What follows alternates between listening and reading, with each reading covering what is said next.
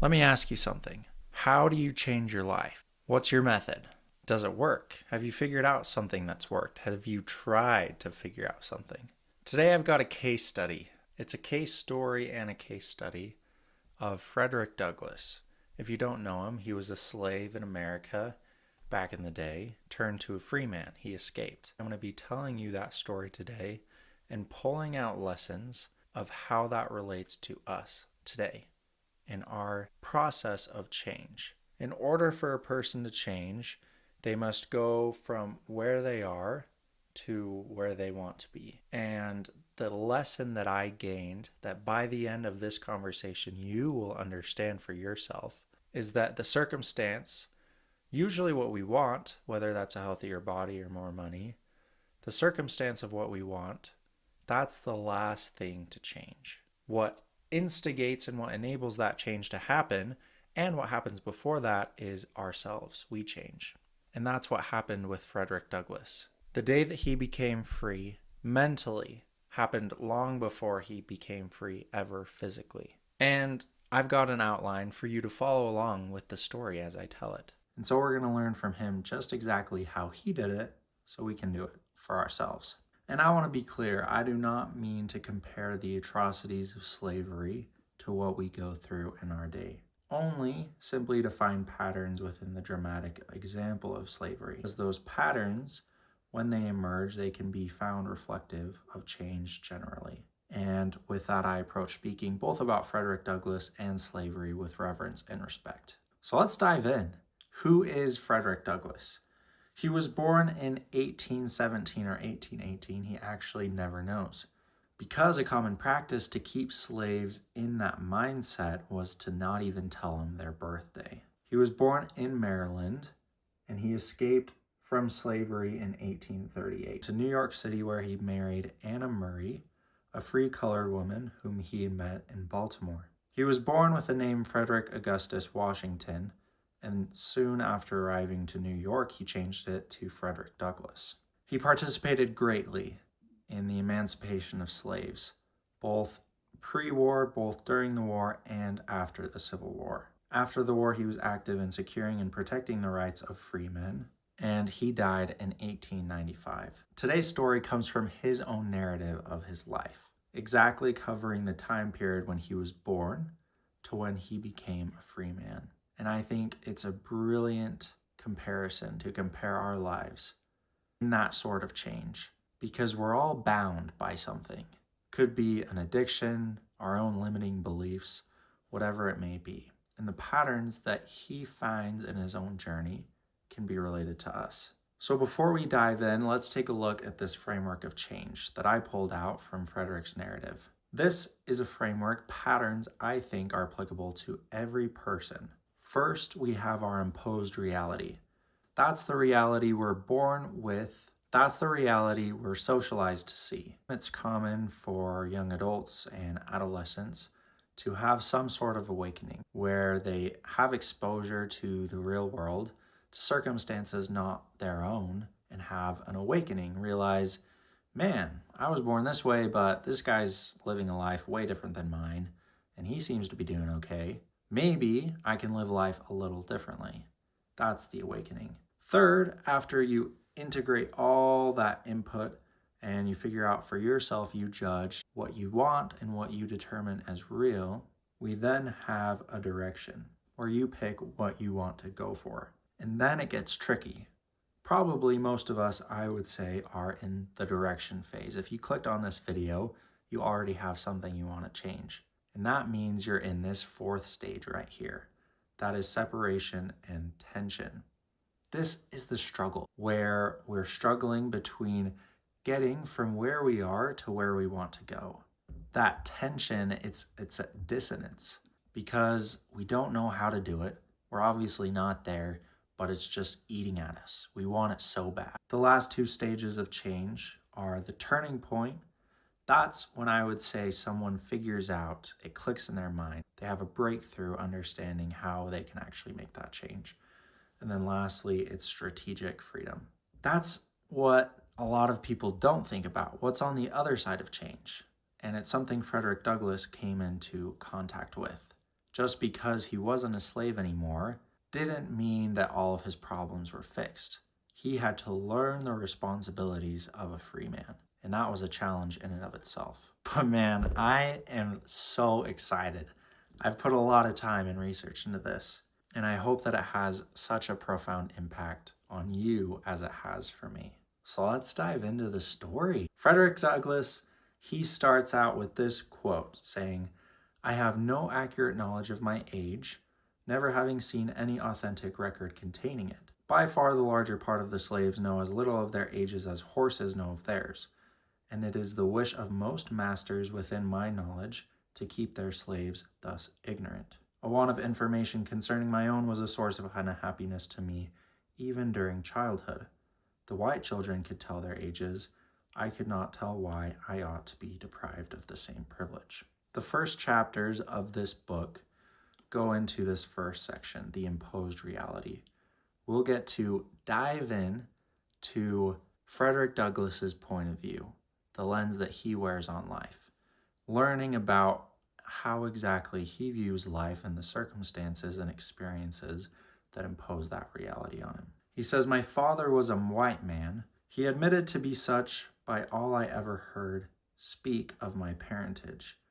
The opinion was also whispered that my master was my father, but of the correctness of this opinion I know nothing. The means of knowing was withheld from me. My mother and I were separated when I was an infant, before I knew her as my mother." He then goes on to say that he only met his mother 4 to 5 times. She was hired by a different person 12 miles away, and so the only time that he could see his mother was if she took the walk 12 miles after work in the middle of the night to come see him, give him a hug, maybe talk a little bit, rock him to sleep. And then he says, quote, "She was with me in the night. She would lie down with me and get me to sleep. But long before I waked, she was gone. Very little communication ever took place between us," close quote. He then explains that death soon ended what we could have had while she lived. So that's it. She died when he was about 7 years old. He didn't even go to the burial, didn't even know she was sick. And that's all the relationship Frederick had with his mother. Before we continue, let's backtrack a little bit. Frederick makes a bold claim. He says that not only was his father a white man, but he has evidence that leads him to believe that his father was his master. This was a common event at the time. Partus sequitur ventrum, which was a legal doctrine that ensured children of enslaved women to remain enslaved, regardless of their father's status. The general term of what a child would be called if their father was also their slave master was mulatto. They were often referred to as being, quote, children of the plantation.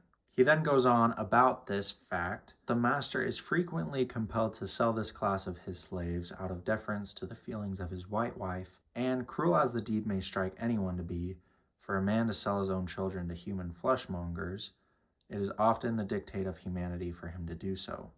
For unless he does this, he must not only whip them himself, but must stand by and see one white son tie up his brother, of but a few shades darker complexion than himself. So in this, he explains that it was common for slaveholders to sell their children so that they would avoid the complexities of having their child as a slave. And this is exactly what happened to Frederick.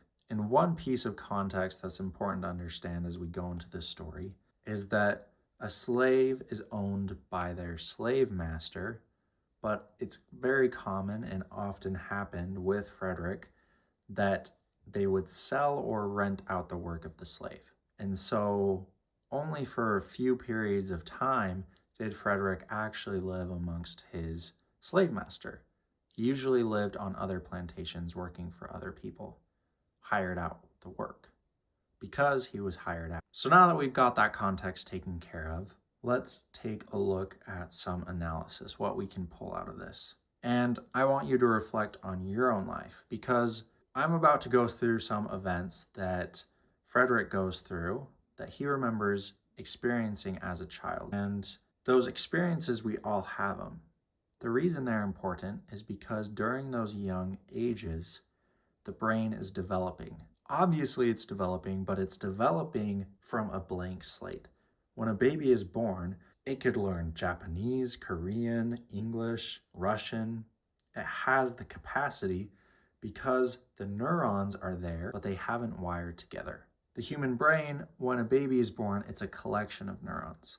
As the human undergoes childhood and early adulthood, the brain forms through neural connections and what's called synaptic pruning. Whatever neurons aren't being connected, the neurons that aren't used die.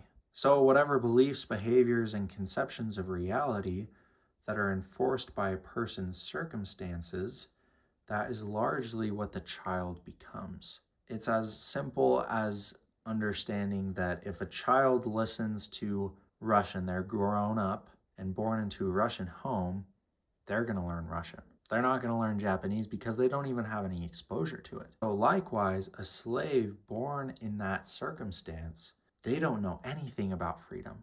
They don't know what it means to be a free man. And so their imposed reality will create them a slave. The same thing happens with you and with me. We've all had some imposed reality in our socialization that happened at an early age. What I'm saying is the effects of whatever happened back then still affects us today. And so I want you to take some time, reflect. As we listen to this story, the narrative, relate it to your own life. Consider what circumstances and influences shaped your model of reality. In what ways have you accepted as real the socialization you were handed, and in what ways have you questioned and gone against the grain? The next section of the story recounts some experiences Frederick had on the Great House Farm, the farm that he grew up from age 0 to 7. He says, "I have often been awakened at the dawn of day by the most heart-rending shrieks of an own aunt of mine, whom he used to tie up to a joist and whip upon her naked back till she was literally covered with blood. No words, no tears, no prayers from his gory victim seemed to move his iron heart from its bloody purpose. The louder she screamed, the harder he whipped, and where blood ran fastest, there he whipped longest.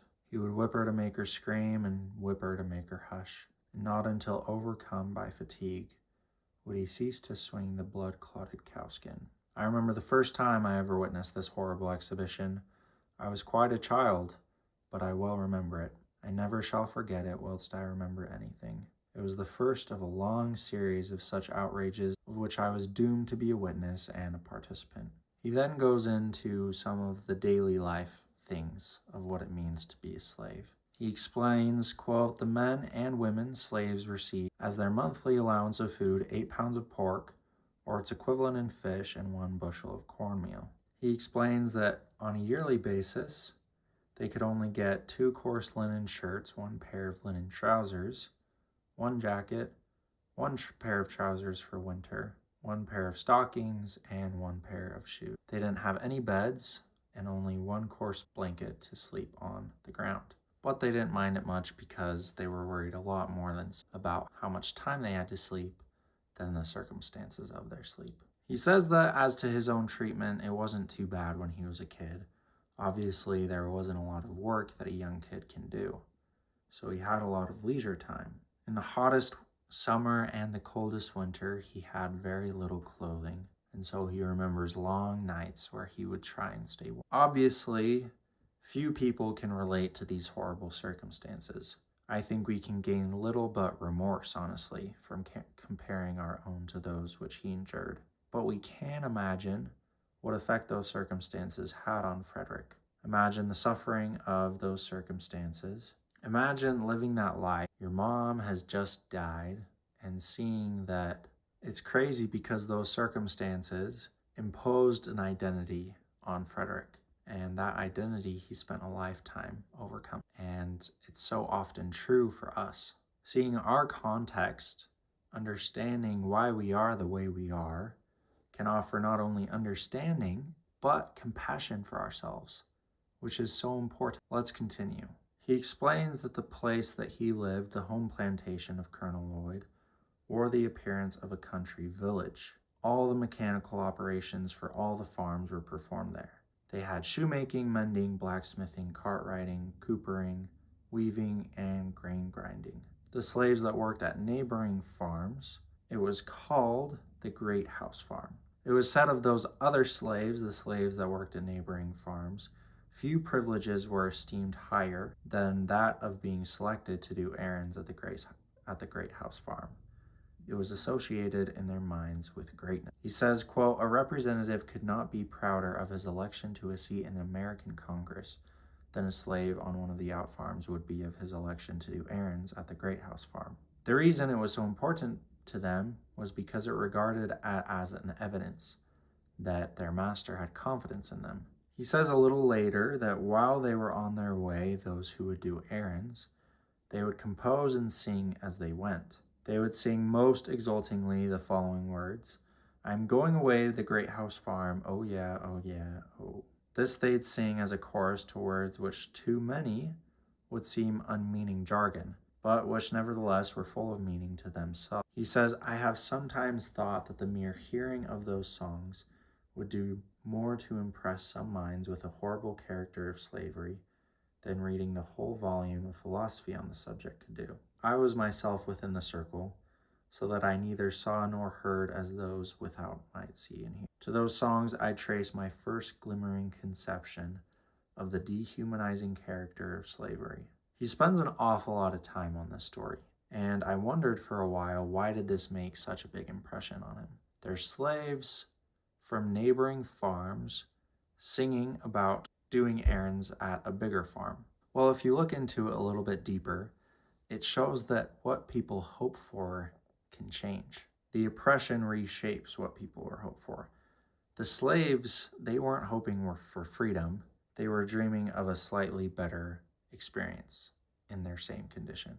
And isn't it crazy? We do the same things. For a person living in an imposed reality, it's hard for them to go for gold, to look outside and go for the clouds, because it's completely reshaped what is capable, what's possible. The lesson here is that a system can shrink a person's imagination. It's something he didn't understand when he was a kid, but he grew up to grow to understand it. And that's why when he looked back at that experience, it made him so disturbed. He said, "To those songs I trace my first glimmering conception of the dehumanizing character of slavery." We can think about that. Based on our experiences, how is our imagination shrinked? It's crazy because you think of a child. A child's imagination is huge. Some kids can literally create whole movies and just be in their head, imaginary friends talking to themselves. But as you face reality, the imagination slowly shrinks into what's real. It may not be what's true objectively, but it is definitely what's real to that person. And so these slaves, they weren't hoping for freedom. They were only hoping for slightly better conditions. Let's continue. Talking about that same Colonel Lloyd on that same plantation, he says, quote, "To describe the wealth of Colonel Lloyd would be most equal to describing the riches of Job. He kept from 10 to 15 house servants. He was said to own 1,000 slaves, and I think this estimate quite within the truth." He then tells a story that because Colonel Lloyd had so many slaves, he didn't even know them all. At one point, he says it's reported that while riding along the road one day, he, meaning Colonel Lloyd, met a colored man, and addressing him in the usual manner of speaking to colored people on the public highways of the South, he said, "Well, boy, whom do you belong to?" "To Colonel Lloyd," replied the slave. "Well, does the colonel treat you well?" "No, sir," was the ready reply. "What, does he work you too hard?" "Yes, sir." "Well, don't he give you enough to eat?" "Yes, sir, he gives me enough, such as it is." That slave didn't realize that he was talking to his own master because they never had communication. Unfortunately, that caused that when the poor man, the slave, returned back, he says, quote, "He was immediately chained and handcuffed, and thus without a moment's warning he was snatched away." The slave, he had no idea that he was talking to his master, but because of that experience, Colonel Lloyd, he sold him, so he never saw his family ever again. And this is a lesson. What Frederick Douglass points out was that this lesson taught him to never tell the truth. He says, quote, "This is the penalty of telling the truth, of telling the simple truth in answer to a series of plain questions, that a still tongue makes a wise head." They suppress the truth rather than take the consequences of telling it. So reflect for yourself. What tactics can be found that reinforce the limits you hold on yourself? These can be tactics other people use, but also tactics you hold on yourself. Elements of fear, of coercion, whatever it may be. The next story is the final story we get to hear about his childhood. He says, quote, Mr. Gore once undertook to whip one of Colonel Lloyd's slaves by the name of Demby. He had given Demby but few stripes. When to get rid of the scourging, he ran and plunged himself into the creek.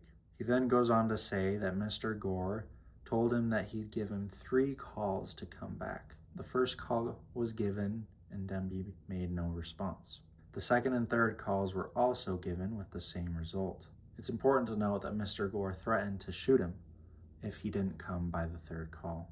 He says, quote, Mr. Gore then, without consultation or deliberation with anyone, not even giving Demby an additional call, raised his musket to his face, taking deadly aim at his standing victim, and in an instant, poor Demby was no more. Mr. Gore was asked on his actions, and he said that the reason he shot Demby was that it was setting a dangerous example to other slaves, that if he didn't carry out on his word, then it could tell it was sending the message to other slaves that they could be disobedient and get away with it. He says, quote, it was a common saying, even among little white boys, that it was worth half a cent to kill a slave and half a cent to bury one. What's crazy is that all these stories happened before Frederick was 8 years old. Seeing Demby die, barely getting to know his mother, understanding that his father was probably his slave master. The importance of these stories and why I think Frederick took the time to tell us them, obviously he remembered them. By the time you read the narrative, he was a grown adult. But these stories taught him about how reality runs for him. Understanding his place in the world, it gave an expectation of how he must live or die. For any rational human being, they would very easily and very fast conform to that. It wasn't true. That's not the truth of Frederick in who he was, what role he was supposed to play in the world, and the future of his life, but it was real. And the same thing happens for us. But the thing is, we cannot excuse ourselves by accepting what has been real for us in our life. The first step is understanding that what is real may not be what is true. This leads us to the next stage of change, which is seeing another way, the stage that Frederick next underwent. He says, quote, I was probably between 7 and 8 years old when I left Colonel Lloyd's plantation. I left it with joy. He then says that when he left, he was ordered to clean himself, something he'd never really done before, and that if he cleaned himself, he was promised that he would be given a new pair of trousers. He says, quote, the thought of owning a pair of trousers was great indeed. He says that it was the first time he worked with the hope of reward. And so this right here, it's a little glimmer. Because he's a slave, he's told that you work with no reward. And this is the first experience in his life that made an impression on him as a young boy, that that's not how reality runs for everyone. That it is possible in some way, if I work, I receive a reward. He then floats upriver to Annapolis, toward New England Factory Village. He gives another insight that I saw into. He says, quote, I thought it a wonderful place for its size, more imposing even than the Great House Farm.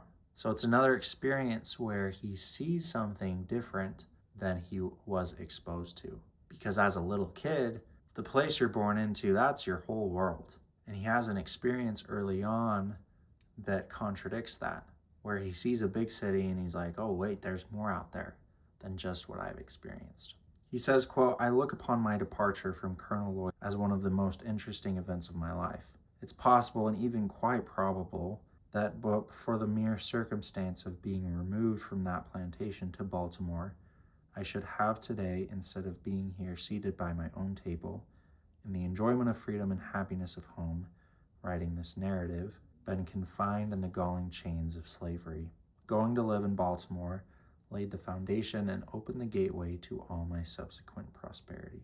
He says that if he never left, he probably would have stayed a slave forever, because the influence of that imposed reality would have been too much. It's sad because he says there were plenty of slaves that might have been sent from the plantation to Baltimore. Some younger, some older, but out of everyone, he was the one that went. It's kind of a survivor's guilt mentality, which is hard to understand. He attributes it to, quote, the special interposition of divine providence in my favor. He says that if he denied that, he would be false to the earliest sentiments of his soul. Well, I prefer to be true to myself, even at the hazard of incurring the ridicule of others, rather than to be false and incur my own abhorrence. And so he attributes his good fortune to God. Before we continue, a quick analysis on these points. These are the first times that Frederick sees a different reality beyond his own, working for reward and more imposing even than the Great House Farm. I want you to reflect what are moments you remember seeing reality as potentially better than your own. When did you stop believing you could reach that, and why? Because if you're above 18, especially in this world, it's really interesting that we're globalized. We see more rich people than a person in the 1800s would even have access to. And so the bigger question is, when did you stop believing you could reach the bigger, vaster realities that you've been exposed to? Think about it. Frederick Douglass then goes on to say that when he moved into Baltimore, he says, quote, my new mistress proved to be all she appeared when I first met her at the door, a woman of the kindest heart and finest feelings. He explained that he had no idea how to interact with this woman because she was kind to him. He says, quote, the crouching servility usually so acceptable to equality in a slave did not answer when manifested toward her. Her favor was not gained by it. She seemed to be disturbed by it. So Frederick goes to a new house, and he has a new mistress that's actually kind. And he has no idea how to interact with her because all of his socialization doesn't fit. This woman's never had a slave before, and so she doesn't know how to treat one. By default, she's kind, and she actually starts teaching Frederick how to read. He says that although didn't last very long. But alas, this kind heart had but a short time to remain such. The fatal poison of irresponsible power was already in her hands, and soon commenced its infernal work. The cheerful eye under the influence of slavery soon became red with rage. That voice made all of sweet accord changed to one of harsh and horrid discord, and that angelic face gave place to that of a demon. She taught him the ABCs, but then it all went south. Mr. Auld, the husband of whom he lived with, said that it was unlawful as well as unsafe to teach a slave to read. Frederick uses Mr. Auld's own words in the narrative, saying, quote, now, if you teach that slave, speaking of myself, he said, quote, now, if you teach that slave how to read, there would be no keeping him. It would be forever unfit to be a slave. It would forever unfit him to be a slave. He would at once become unmanageable and of no value to his master. Frederick then says about that experience, these words sank deep into my heart, stirred up sentiments within that lay slumbering, and called into existence an entirely new train of thought. From that moment, I understood the pathway from slavery to freedom. I set out with high hope and a fixed purpose, at whatever cost of trouble, to learn how to read. This is a super interesting point, and I sat for a while with this one. And after I sat, I learned one of the biggest new lessons I've ever learned in my life. And it's applicable to everyone. It is the lesson, I actually put it here, I don't know if it's coined by anyone, but I call it the unknowing lesson. Think of it this way. I'm not a millionaire right now, and I have no idea how to become a millionaire. The catch of this is I will never know how to become a millionaire until I'm a millionaire. It's an interesting idea, but it works across fields. Frederick Douglass, he had no idea how to be a free man. He didn't know how to be a free man until he became a free man. But obviously that's not helpful for him to become free, And obviously, it's not helpful for me to want to and try and become a millionaire. It comes down to the question of, was Frederick Douglass's analysis correct? Does teaching a slave man to read make him unfit to be a slave? Is that the path to freedom? He says it is.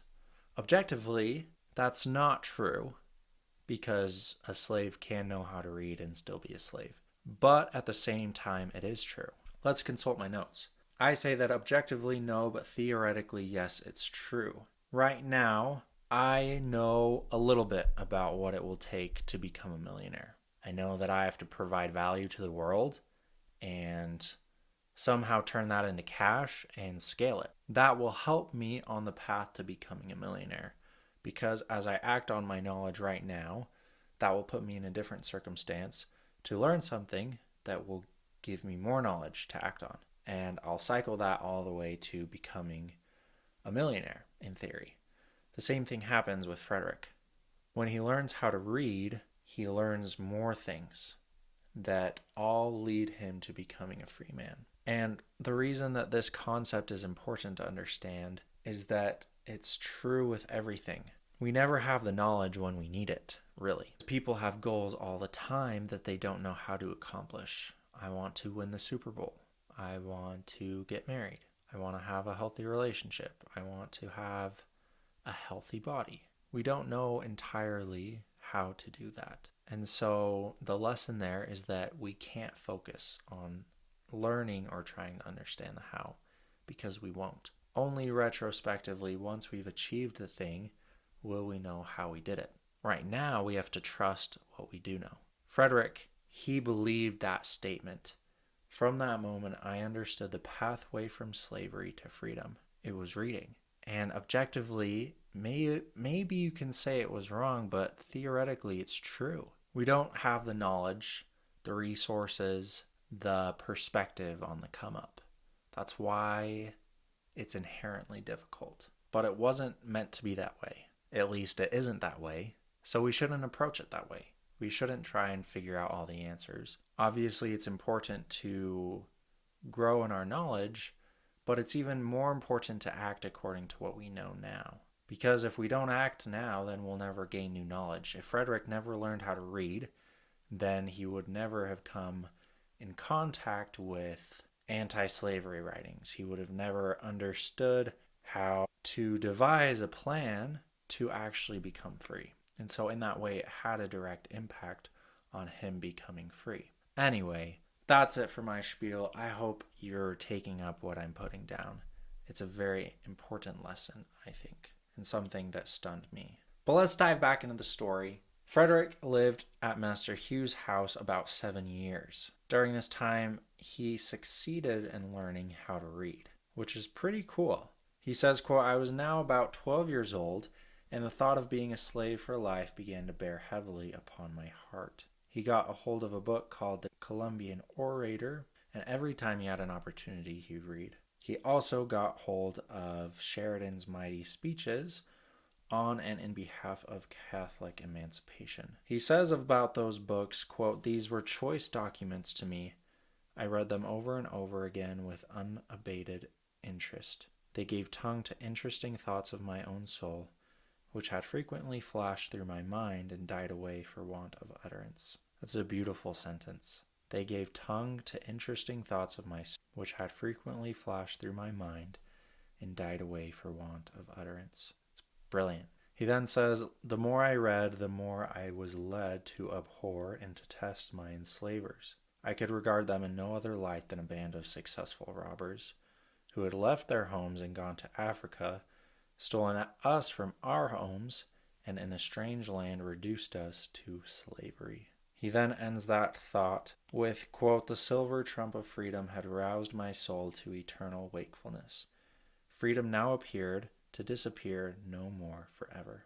It was heard in every sound and seen in everything. It was ever present to torment me with a sense of my wretched condition. I saw nothing without seeing it. I heard nothing without hearing it, and felt nothing without feeling it. It looked from every star, it smiled in every calm, breathed in every wind, and moved in every storm. I want to ask you, have you ever been obsessed with something in that degree? Obsessed with something you don't have and obsessed about getting it. Whether that's being born and raised in an unsafe home and craving that safety so much that you see it in everything you experience. The reason I ask is because I think a level of obsession is necessary for a person to achieve their dreams. And I don't think it's necessarily something you can teach. You can grow to create, maybe. I'm not sure how, but it is something Frederick had and something that drove him. Before we continue, I want to go back to that beautiful sentence Frederick wrote. Talking about those books that he read, he says, "They gave tongue to interesting thoughts of my own soul, which died away for want of utterance." Everything we experience, humans have been experiencing for thousands of years. It's nothing new. And that's the beauty of reading, of learning from other people's stories like we're doing here, is because we can gain utterance for the thoughts that we have by listening to someone who experienced the same thing. I'll never forget when I was 20 years old, I returned home from a 2-year excursion where I basically volunteered to serve people, and I lived in another state. And when I returned home, I read a book called How to Know a Person by David Brooks. And that's what happened to me. Everything I thought about during those 2 years, those thoughts would have died away because I couldn't utter them for lack of utterance. I didn't understand them. But David Brooks talked about them beautifully in that book, that a person is a construct of reality and what it means to build a relationship. Anyway, so I can relate. And the point I'm making is that if I never read that book, I would have lost some of those lessons that I was learning in my experience. And so, read. Listen to more stories like this. Anyway, off that tangent, let's dive back in. Now we're entering into this new phase, this new stage of change, talking about separation and friction. Now that we've understood what our imposed reality is, what we've been led to believe, and we've also had exposure to a different reality, there's dissonance. I'm over here, I see what's over here, and I have chosen that I want this. The dissonance comes because we haven't yet achieved what we want, and we don't know how. Now, guys, I think this is where it gets super interesting, because it's a spot that I think most people are at in their life. We know what we want, and we know that we're not there, but we don't know how to get there. So let's learn from Frederick's experience, not only what that was like for him, but how he overcame it. He says, quote, "I often found myself regretting my own existence and wishing myself dead, and but for the hope of being free, I have no doubt but that I should have killed myself, or done something for which I should have been killed. The light broke in upon me by degrees." This is an interesting point I want to touch on briefly. The dissonance that I just mentioned, it can produce both growth and decay. When a person realizes that there's a gap, it can cause them to shrink, but it can also cause them to grow. And Frederick talks about this. He says that he thought about killing himself, but he also had hope that he might be free, so he lived. It's that contrast between decay and growth. And what's so important about that concept is understand what creates both states of being. And I can't tell you I have the answers for it, but I know it's something important to consider. So reflect for yourself. When have you felt two contradictory hope and self-destructive feelings at the same time? What has led you to believe one more over the other? And then lastly, what compassion can you offer yourself in these times? It's natural. That's all I have to say, is that it's natural to feel that dissonance and to be lean toward that decay, because our imposed reality can be so deafening. I just plead and I hope, I believe that good is stronger than bad, truth is better than deception, and likewise hope is stronger than despair. Have compassion for your despair, but never lose hope. Frederick didn't, so let's learn from him. He goes on in the story that after a little bit of time, he moved again, and he had a big valuation where the men and women, old and young, were ranked as property. They were all sorted along with the horses and sheep and swine. And he says after this that he went to live with Mr. Covey on the 1st of January 1833. And Mr. Covey, this is an interesting side note, he was sent to Mr. Covey's by his slave owner, and Mr. Covey was known for being a slave breaker. That if there was ever a slave that was prone to misbehave or needed to, I guess, be put in his place, there were slave breakers.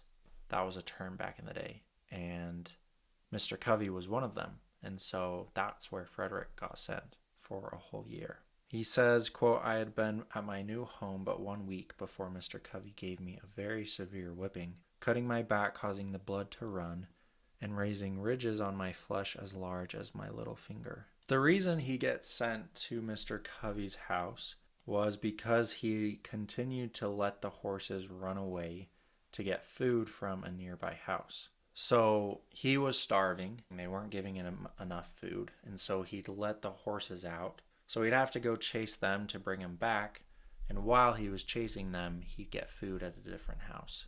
And so the cycle repeated where his slave master got so mad at him that he sent him to Mr. Covey, the slave breaker. And he goes on to say that the first 6 months at Mr. Covey's were just brutal, talking about that dissonance of wanting to be free and being a slave. He says, quote, just because your mind understands something, the reality pressures you not to attain it. Mr. Covey succeeded in breaking me. I was broken in body, soul, and spirit. My natural elasticity was crushed. My intellect languished. The disposition to read departed. The cheerful spark that lingered about my eye died. The dark night of slavery closed in upon me, and behold a man transformed into a brute. I really am grateful that he wrote this, and I think we can all relate to some degree. Feelings of hopelessness when it seems like the world is caving in on us, that we can't even hope anymore. Our position to dream has just been cut off by reality. And I love that it's relatable, Frederick Douglass, because he is someone that did achieve his dreams. But that feeling of hopelessness and the opposition he had to overcome, he had it too. And so for me, if nothing else, it gives me a feeling of relatability that I want to listen to what Frederick has to say even more, because I know that he understands exactly what I've and far beyond. He talks about how his house stood within a few rods of the Chesapeake Bay, and he talks about how he would look out on the bay and see boats and sailors, and how he would envy them because they were coming from somewhere and they were going to somewhere new. They were free, and he wasn't. He would pray at those times. He said, quote, oh, why was I born a man of whom to make a brute? And this leads us to the climax. Before we get into the story, I have a quote. It says, neither can live while the other survives. It's from J.K. Rowling, talking about Harry Potter and Voldemort. And I want to relate it to the dissonance. Neither can live while the other survives. There comes a point in our life when the reality in our dream cannot coexist. One has to replace the other. We either take our dream, become our dream, and let go of the reality that we've now overcome, or the opposite happens. We let go of our dream. We accept reality at the expense of our dream. And I think this is true, that at some point the dissonance grows too much. One cannot exist while the other survives. So it was true with Frederick. Let's hear his story. He says, on one of the hottest days of the month of August, 1833, a group of slaves and himself were engaged in fanning wheat. Each person in the group had a different task. The work was simple, requiring strength rather than intellect. Yet to one entirely unused to such work, it came very hard. He says, about 3 o'clock that day I broke down. My strength failed me. I was seized with a violent aching of the head attended with extreme dizziness. I trembled in every limb.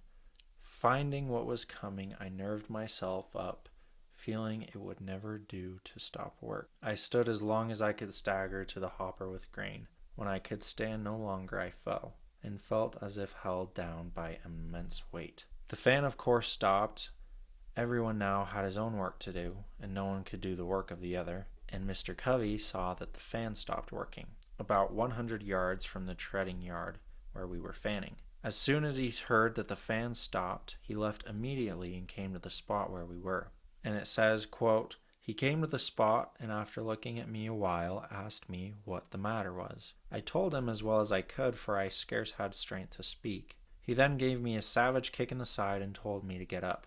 I tried to do so, but fell back in the attempt. He gave me another kick, and again told me to rise. I again tried, and succeeded in gaining my feet. But stooping to get the tub with which I was feeding the fan, I again staggered and fell." It then gets really bad.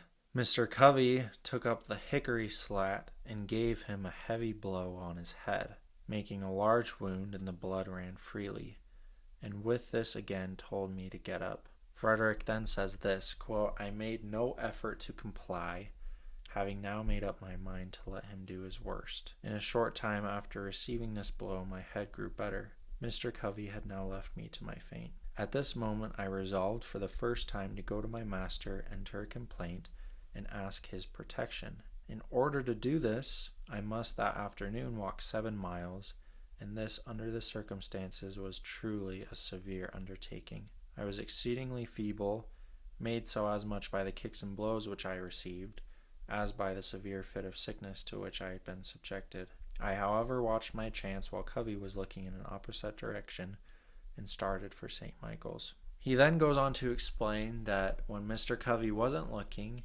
he tried to bolt to the road and escape to go to his master. When he left, Mr. Covey chased after him for a while, but he was able to escape. And so he went on the journey of 7 miles. He fell over at one point and spent about a half hour in the bushes, and then he regained his strength and walked the rest of the way. And then it gets worse. He says, quote, "I then presented an appearance enough to affect any but a heart of iron. From the crown of my head to my feet I was covered with blood. My hair was all clotted with dust and blood, and my shirt was stiff with blood. I suppose I looked like a man who had escaped a den of wild beasts, and barely escaped them.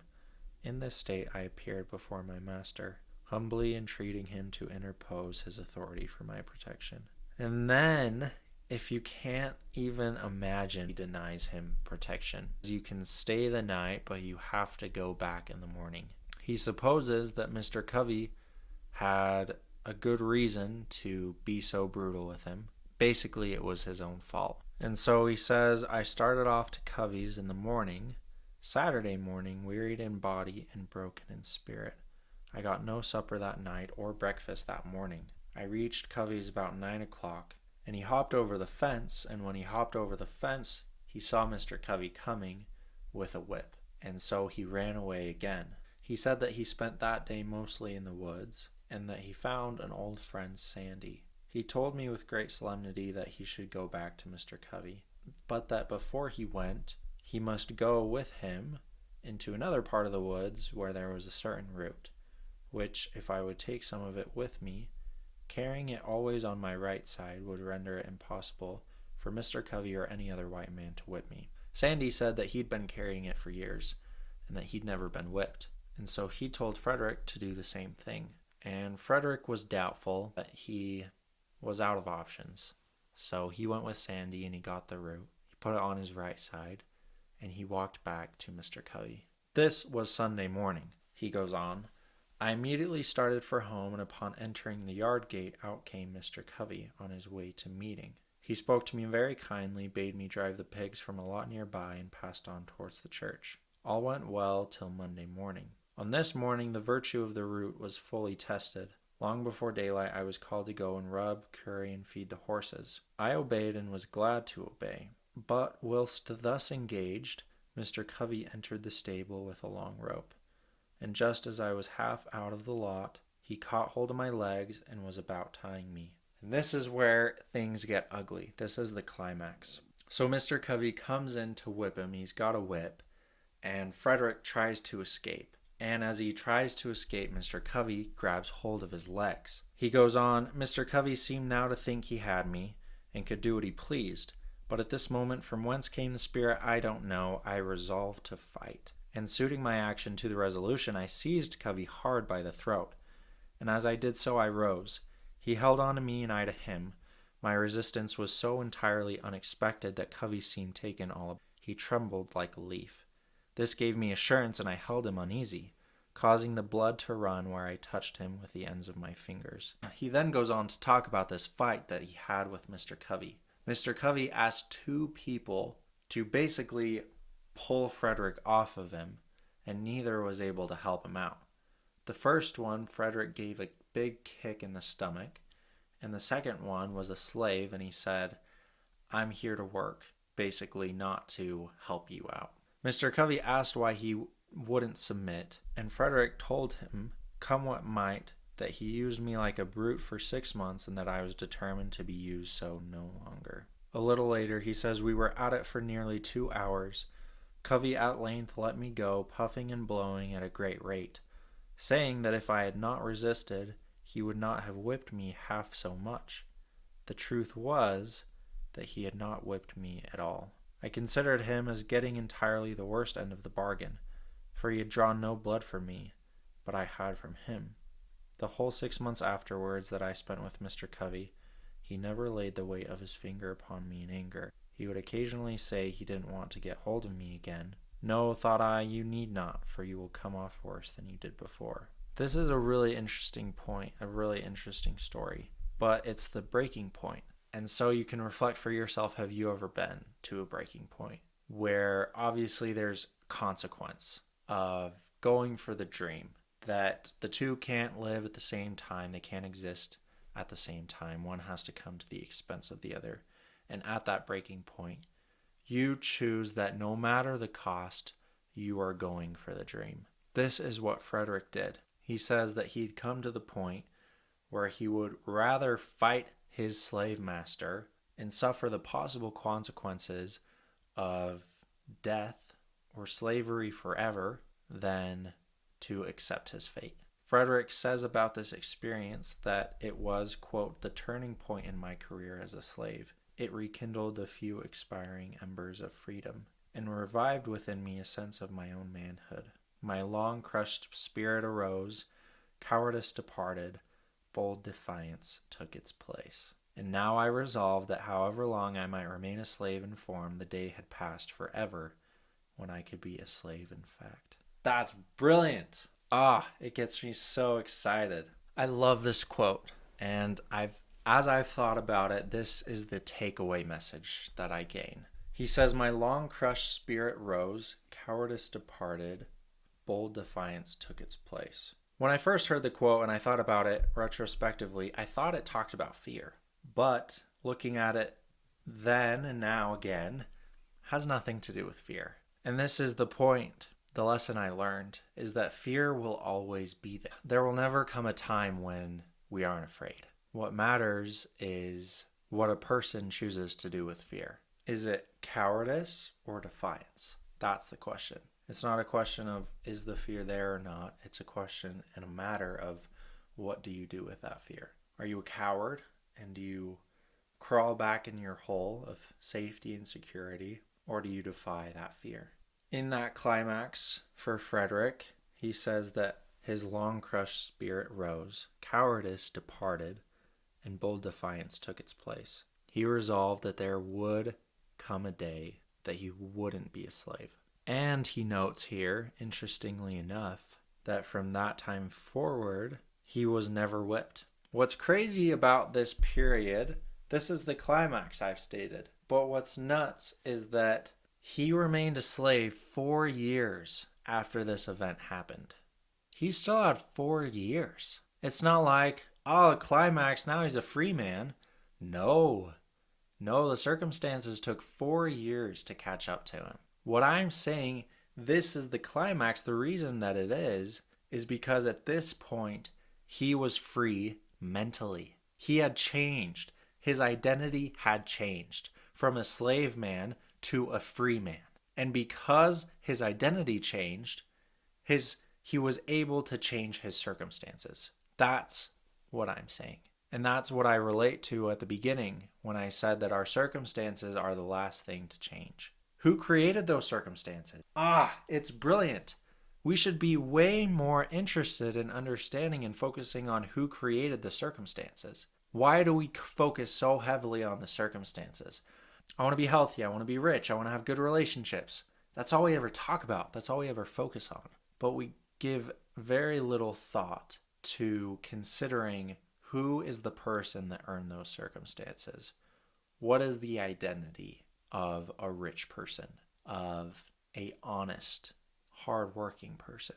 That is what we should be focusing on, because when we become that person, when we have that identity, then we're able to create that circumstance. That's it. That's the climax. Now, before we continue, he explains a little bit why Mr. Covey never enacted some sort of punishment for Frederick's behavior. He says about this, quote, "And the only explanation I can now think of does not entirely satisfy me, but such as it is, I will give it.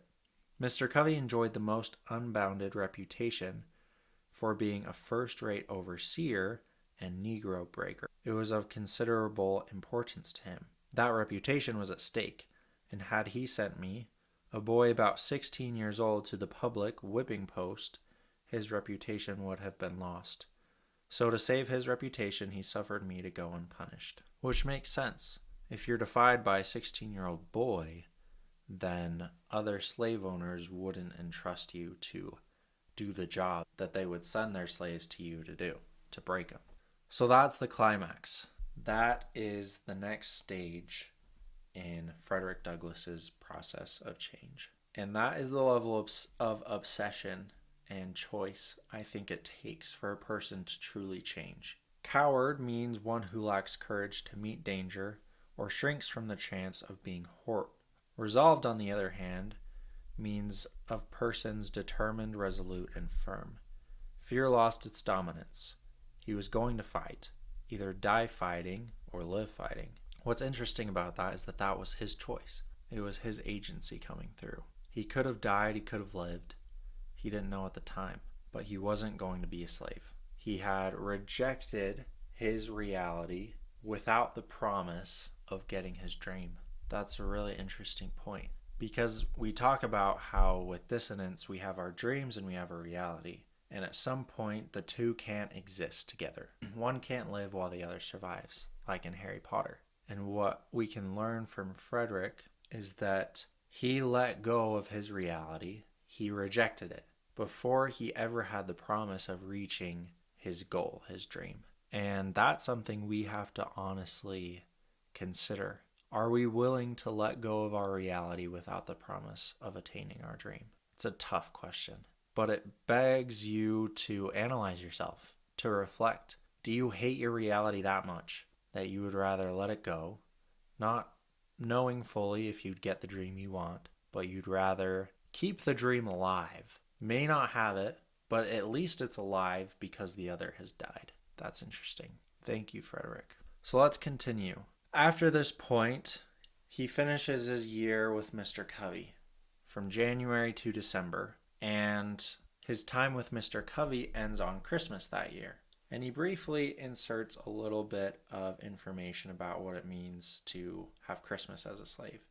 It's a time where slaves get time off to go and be with family. And he points out a tactic that slave masters use that I want to add briefly. He says the mode here adopted to disgust the slave with freedom by allowing him to see only the abuse of it. It would be natural for a slave to want to spend time with family and to prepare for going back to work, mending clothes, buying some food if they had money, tending to their home, stuff like that. And all of these things the slave masters didn't want them to do. Rather, they wanted them to play games and drink and get drunk. And the reason behind that is because they wanted to create a negative association with freedom in the slave's mind. Like he says, by allowing him to see only the abuse of it, the abuse of that freedom.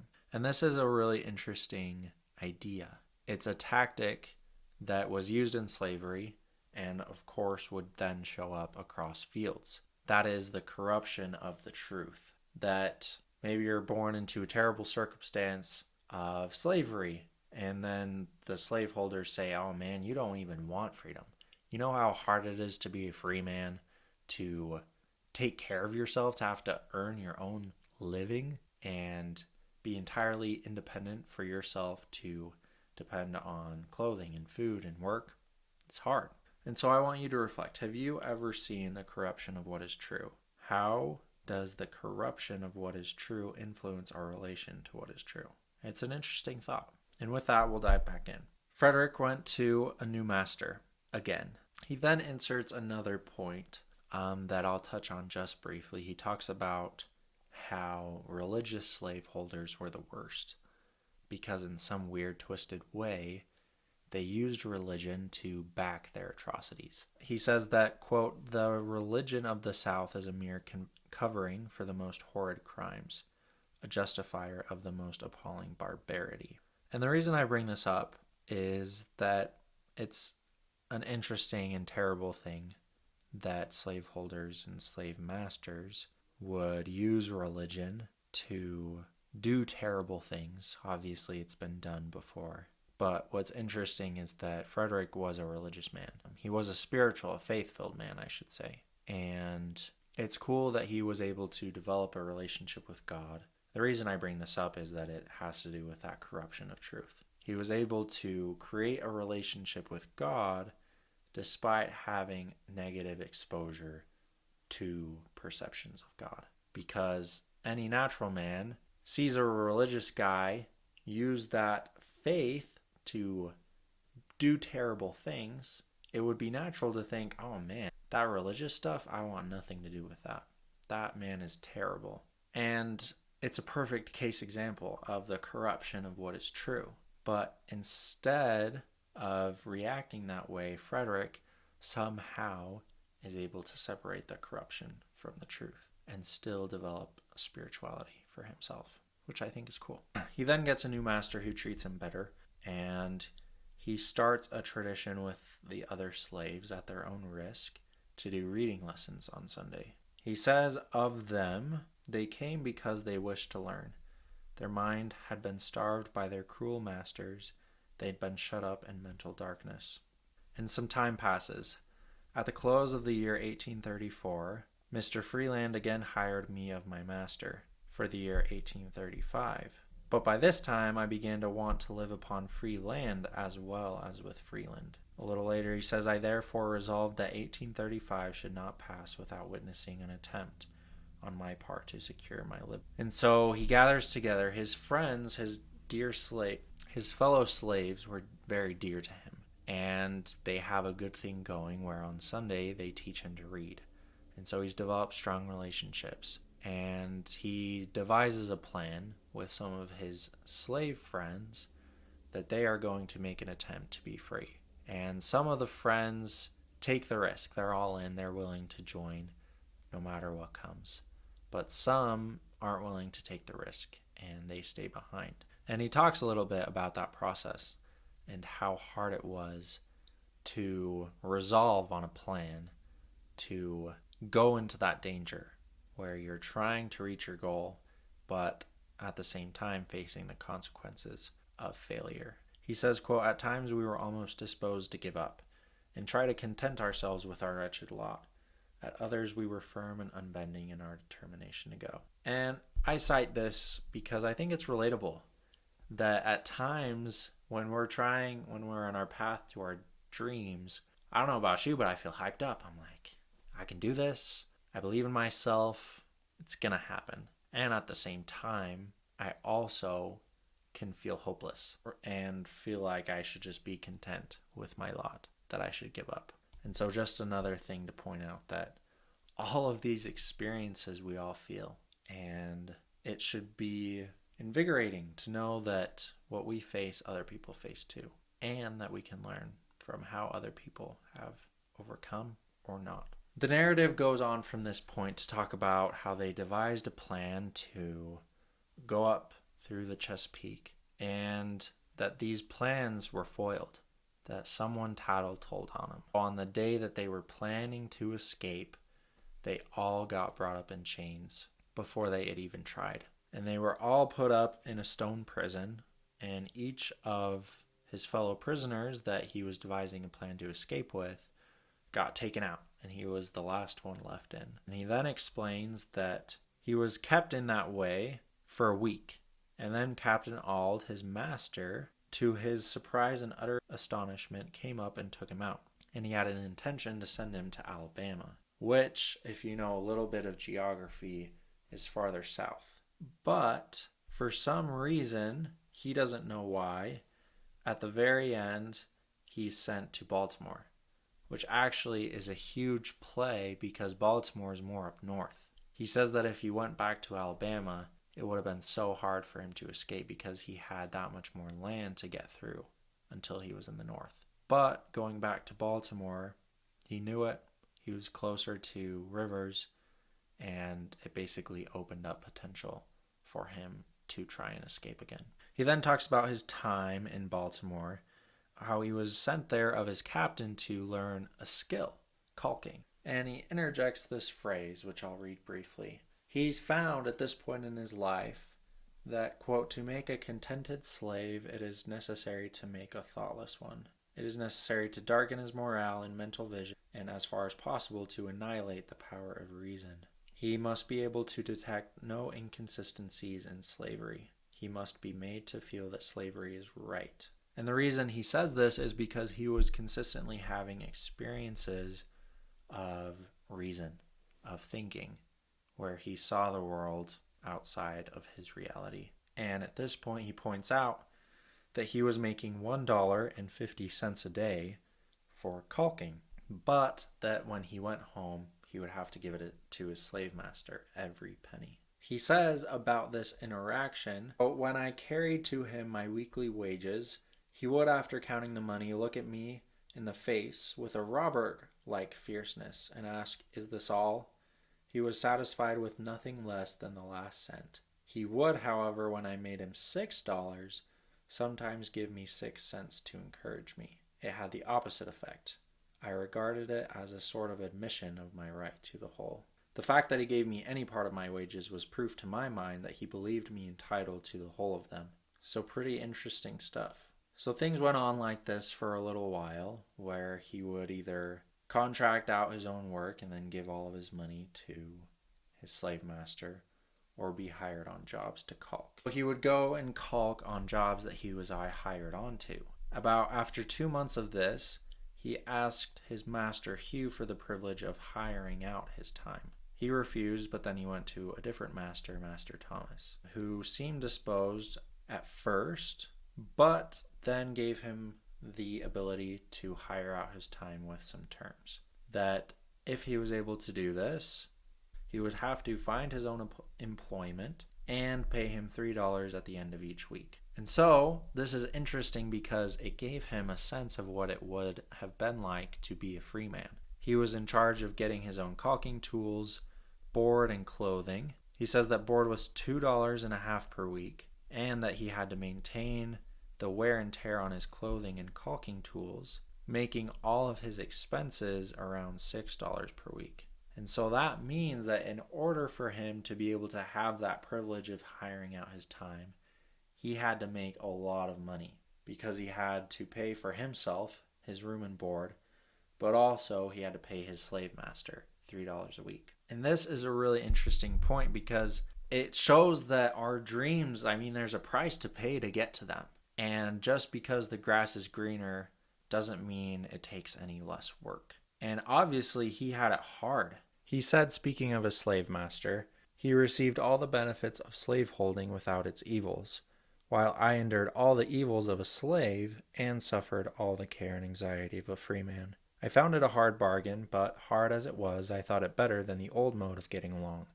It was a step towards freedom to be allowed to bear the responsibilities of a free man, and I was determined to hold on upon it. This is a really interesting point that Frederick makes, and it's something that can be applicable to us. That at some point in our liminal state, before we've reached our, and while we're still living in the reality we're trying to leave, we bear the responsibilities of both. So what would it look like if I bear the responsibilities of being successful, reaching that $1 million mark or whatever it is, but also bearing the responsibilities of not being successful?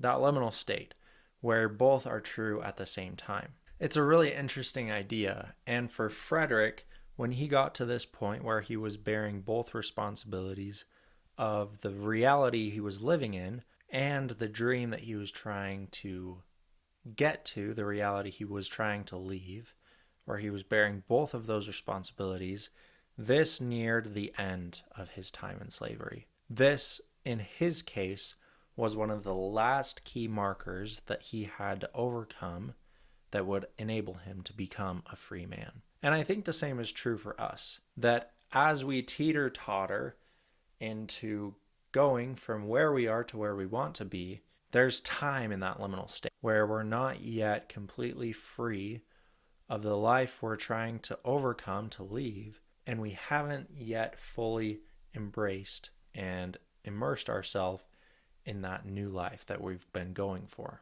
It's an interesting idea that when you're in that time, you have to bear the responsibilities of both of those cases. It was true for Frederick, and this is how he went along for a few weeks, until one day he was late in his payment to his master. He got held up and he had to provide the money a day later. And Master Hugh, he wasn't going to have it. He rescinded that privilege to Frederick for being able to hire out his time. After this happened, he went and found himself his next work. He says, early on Monday morning, before Master Hugh had time to make any engagement for me, I went out and got employed of Mr. Butler at a shipyard near the drawbridge, upon what is called the city block, thus making it unnecessary for him to seek employment for me. And might I just add a little lesson here is that when you're trying to do something unconventional, when you're trying to reach new goals, there isn't a necessarily outlined plan, and whatever happens by default won't help you get there. And so you have to go beyond the norm. You have to reach out outside your comfort zone and do unordinary things. Because getting this job, that is eventually how Frederick escapes. And if he didn't take that initiative, if he got bogged down by the despair of not having that privilege anymore, and he let Master Hugh pick whatever work he would be doing, he probably wouldn't have been able to escape in that way at that time. And so just another lesson that Frederick has. He says working this job at the end of the week, Frederick brought Master Hugh between $8 and $9. He seemed very well pleased and asked why I didn't do it the same week before. He little knew what my plans were. My object in working steadily was to remove any suspicion he might entertain of my intent to run away, and in this I succeeded admirably. He then goes on to say that he continued on this way for a few weeks, and he saved up some extra money that Master Hugh would give him back. He said that he gave him 25 cents, which was quite a large sum for a slaveholder to give a slave. And then he goes on about this attempt. He says the thought of leaving my friends was decidedly the most painful thought with which I had to contend. I felt assured that if I failed in this attempt, my case would be a hopeless one. It would seal my fate as a slave forever. I could not hope to get off with anything less than the severest punishment and being placed beyond the means of escape. It required no very vivid imagination to depict the most frightful scenes through which I should have to pass, in case I failed. The wretchedness of slavery and the blessedness of freedom were perpetually before me. It was life and death with me. But I remained firm, and according to my resolution, on the 3rd day of September, 1838, I left my chains and succeeded in reaching New York, without the slightest interruption of any kind. He explains before this that he can't state exactly the means in which he used to escape. The reason for this is because if he publishes this and the word got out, obviously at the time, then other slaves who would try to escape by the same means would probably run into a bigger roadblock, because the slave masters would read how a slave escaped and then do whatever means in order to ensure that more slaves couldn't escape in that way. And so that's why he did not include the method in which he escaped in this narrative. But he alluded to it a little bit later, and in some of his other writings, it's apparent that he dressed up as a sailor, and having that job, it worked out for him. And so he, between sailing and walking, he went north to New York City. And so that's it. That's the story of Frederick Douglass. When he gets to New York, he finds his wife, they get married, and he struggles at first to get a job, but he gets off his feet and he goes on to live the rest of his life. At this point, in light of what we were talking about with the responsibilities he held, learning what it takes to be a free man, I want you to reflect on this question. Ask yourself, what responsibilities are there for the life you want to live? Sometimes we get so hyper-focused on just reaching the goals we want that we forget to question and ask ourselves, what type of responsibilities does that life require? The importance of asking that question is so that we can determine if that's a responsibility we want to take. Another cool thing about his escape is that it was financed by Anna Murray, whom he later... Douglass was 20 years old at the time of his escape. Though he reached free soil in less than 24 hours, he remained a fugitive until his freedom was formally purchased in 1846. The narrative continues. It reads, quote, "I have been frequently asked how I felt when I found myself in a free state. I have never been able to answer the question with any satisfaction to myself. It was a moment of the highest excitement I ever experienced. I suppose I felt as one may imagine the unarmed mariner to feel when he is rescued by a friendly man of war from the pursuit of a pirate. In writing to a dear friend immediately after my arrival at New York, I said I felt like one who had escaped a den of hungry lions." And up at the top, I've included a picture that I love. It teaches a lesson that has changed my perspective on change. On the left, you see a picture of a sky, and on the right, you see a similar picture of the sky. It looks like they're taken in the same place. The one on the right shows the sky in a lot more brilliance. You can see more colors, more stars. It's a lot more vivid than the image on the left. This is how we are. Our perception of ourselves, our perception of truth, and the potential that we're reaching is like the left picture. We can only see the stars that we can see with our visual eyes. That doesn't mean that there are more stars out there. That doesn't mean that the right image isn't any less true than the left image. What it means is that we're not capable of seeing the real sky as it is.